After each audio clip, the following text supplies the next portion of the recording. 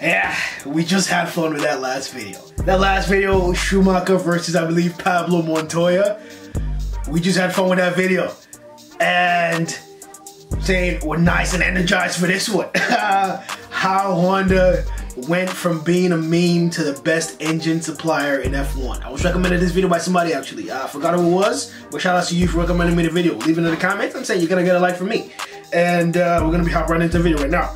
Video by BMPH. How Honda went from being a meme to the best machine. Yeah, pretty much. A meme to the best machine. That sounds a little cleaner. But yeah, starting, let's not waste any time, starting now. Don't forget to like and subscribe to the channel. Let's go.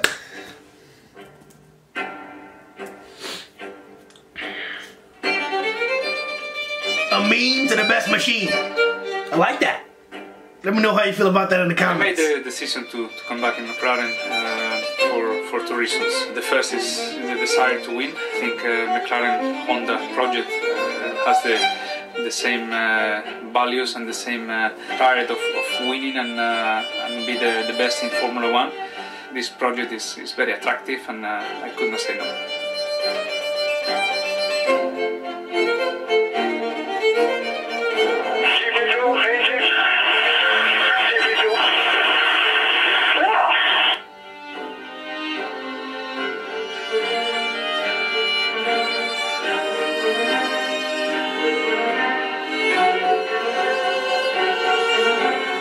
You always ask the questions, where is it? When are you going to be competitive? And then you get, every time I speak to the press, it's, how about now? How about now? How about now? How about now? It's unbelievable, the pressure from the outside. But from the inside, we know where we are. We know we're improving. We're positive. Top 3 wishes for the new owners of F1. Equal engines for everyone. No electric. Yeah, and not Honda. Damn. There's Romain Grosjean third here. Wasn't it a few years ago for Lotus breezing past the Honda engine of the McLaren? Embarrassing. Really embarrassing.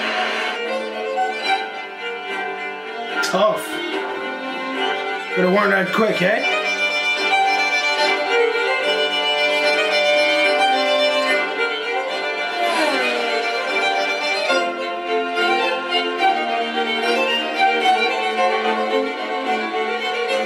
I mean, right now they're doing pretty good. From fall to rise. The fall and rise. Wait, the fall and rise. It's the 29th of January, 2015. That doesn't sound right. Formula 1 is about to enter its second season with the turbo hybrid power units. The 3 engine suppliers that participated in last year's campaign are working hard to improve upon the progress made in 2014. But this time, there's a new kid on the block, partnering up with a team which they achieved huge success with in the past. Introducing the Honda-powered MP430. For the car launch, McLaren uploaded a video to their YouTube channel titled Time to Make History. And oh boy, you bet they made history. McLaren would go on to have their worst season in 35 years. Damn. In fact, the entire 3 years they had Honda as their engine suppliers were abysmal. There are 2 key qualities a power unit must have in order to be successful: power and reliability. And Honda didn't have either of those. Their lack of power was clear for everyone to see. All you have to do is watch the highlights from the 2015 Japanese Grand Prix to know just how much of a liability the Honda engines were. As for their reliability, it would be better for me to portray their struggles through some statistics. From 2015 to 2017, McLaren accumulated a whopping 825 grid place penalties for changing power unit components. That equates to qualifying on pole and starting 20th for 41 Grand Prix, or the entire 2016 and 2017 seasons combined. For comparison, teams with Mercedes engines only took a total of 55 grid place penalties during that same time frame. Yeah. But gone are the days with McLaren and enter the present, where Honda are powering Red Bull in their championship fight with Mercedes-Benz. Who would have thought the engine manufacturers that became a meme for years would produce the best power units in Formula 1? So, in this video, I wanted to shed some light on the story of how Honda got to this point. Okay then. What exactly went wrong with McLaren, and how they overcame that early misfortune to win again. It goes without saying that the McLaren-Honda project was a complete disaster.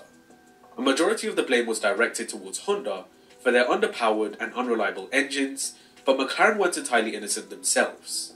As the CEO of the company, and a man who desperately wanted his team to quickly progress from being known as just another Mercedes customer team, Ron Dennis had pressured Honda into entering the sport a year earlier than they had planned.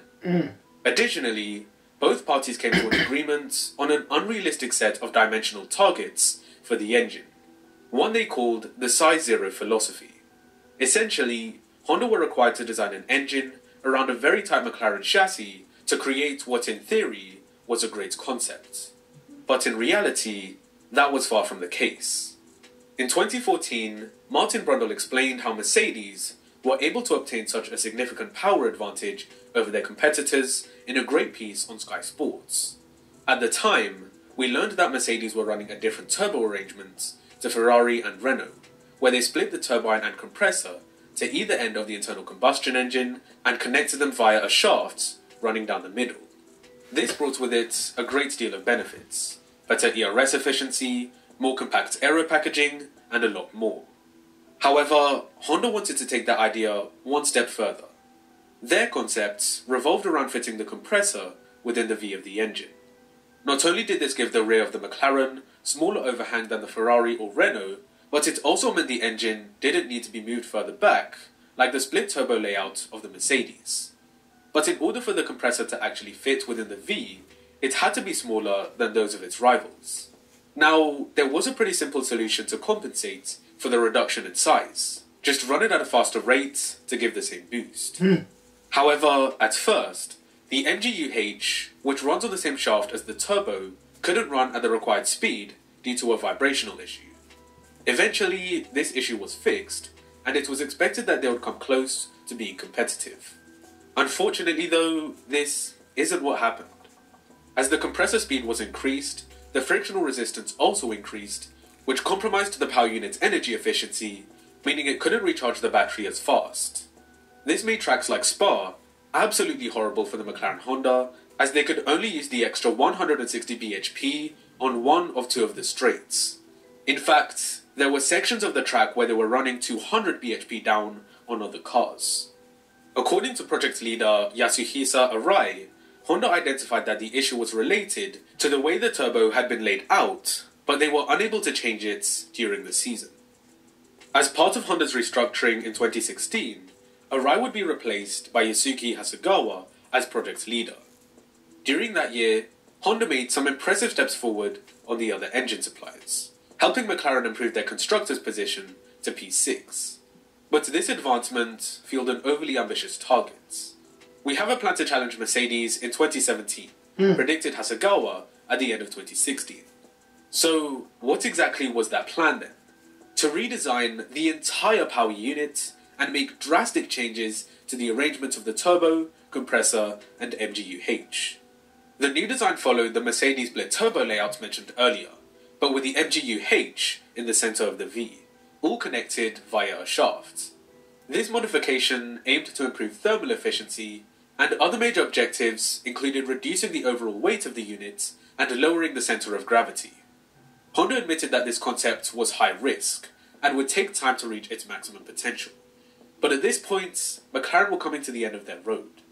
The Bahrain Grand Prix was probably the worst weekend of the year, and a turning point in their decision to part ways with the Japanese manufacturers. Both Fernando Alonso and Stoffel van Dorn had a combined 5 engine failures, with 3 of those affecting the Belgian, who didn't even make it to the start, as his power unit gave up on the outlap from the pits. Yeah. Honda revealed that some dyno correlation problems severely compromised the early performance and reliability of the 2017 engine. They did manage to make some progress, but not enough to satisfy McLaren, and the two announced that they would separate at the end of the year. But it turned out that parting ways with the toxic relationship at McLaren would be the best thing for Honda to succeed. Apparently. On the 15th of September 2017, it was announced that the Japanese manufacturers would be the engine suppliers for Toro Rosso for 2018. This provided an opportunity for them to develop in a much lower profile environment. One of the main problems that contributed to all the failures at McLaren was a lack of communication and collaboration. Toro Rosso, on the other hand, were very open about their internal workings, and Honda acknowledged this by showing key members inside the research projects in Sakura, in places where no McLaren member had ever set foot. This season was very much a turning point for Honda, as they took their F1 efforts to another level. Greater funding, better facilities, and a much more effective management structure. Throughout the year, they pushed relentlessly with developments, with the power unit becoming a more refined version of the architecture first used with McLaren in 2017. Their Spec 2 engine made its debut at the Canadian Grand Prix, where they noticed a significant improvement in power while also bettering reliability. During practice for the Russian Grand Prix, the Spec 3 power unit was introduced nearly a month earlier than originally planned.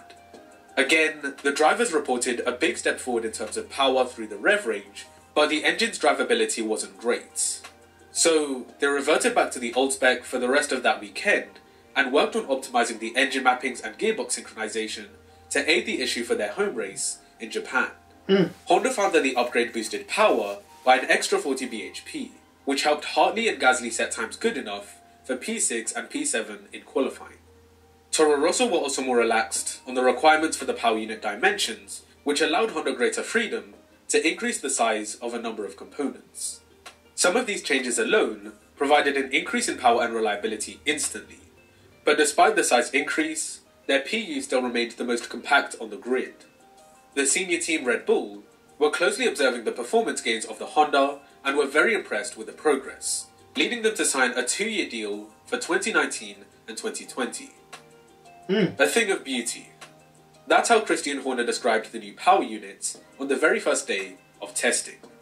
Max Verstappen was also in awe of Honda's masterpiece and picked up on their incredible attention to detail. Yep. En route to taking a podium at the Australian Grand Prix, Verstappen made a brilliant pass around the outside of Sebastian Vettel, which was an early sign that Red Bull and Honda had the potential to become a race-winning combination. This came to pass for the first time at the Austrian Grand Prix, where Max delivered Honda's first victory in Formula 1 for 13 years. Another win would follow just 2 races later in Hockenheim, and for the next weekend in Hungary, Verstappen took the first pole of his career, and Honda's first of the turbo hybrid era. After the summer break came a number of power tracks, one being the Temple of Speed, Monza.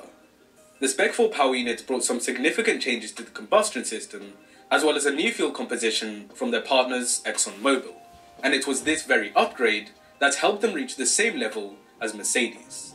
But it took until the second last race of the season for this to become evident. The 2019 Brazilian Grand Prix was one of the most entertaining races of the decade. At this point, Hamilton had already wrapped up the championship in Austin, so it was really the first gloves of battle between him and Max Verstappen. The two went back and forth all race long, but in the end, the Dutchman outdueled his rival to take the third win of the season. Pierre Gasly made it a Honda 1-2 with a superb drive in the Toro Rosso by outdragging Lewis Hamilton on the last lap to the line. And we saw he this. didn't just hold Hamilton off, he actually began pulling away from the Mercedes, such was the strength of the power units. 2019 was the year Honda broke back into the spotlights.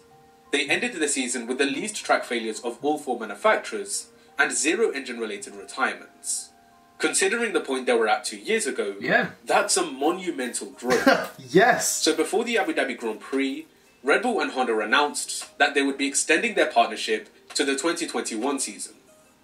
In the last year and a half, they have only gone from strength to strength.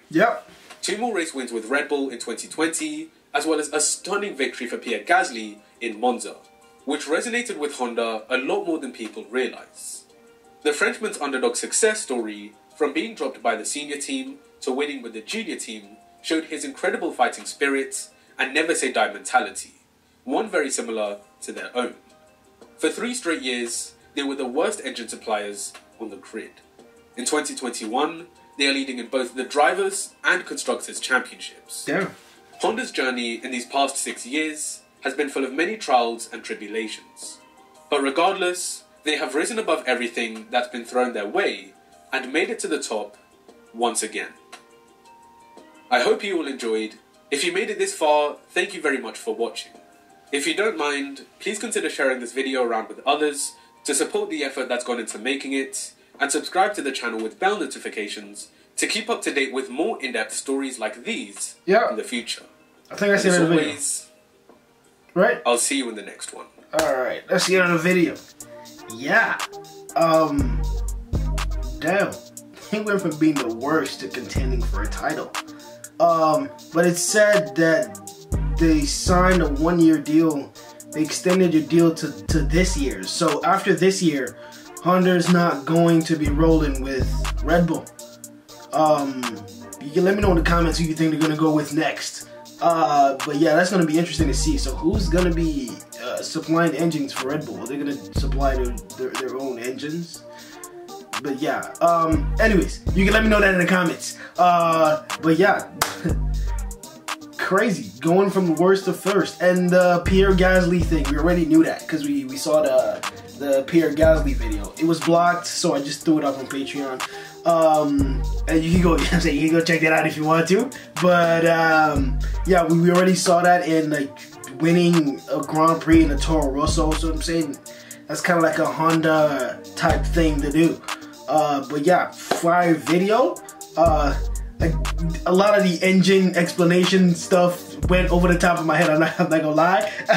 But we got a couple of them. We got like a 1, 2 here and there. But a lot of those explanations just went over the top of my head because I've never really heard of those, like the different parts before.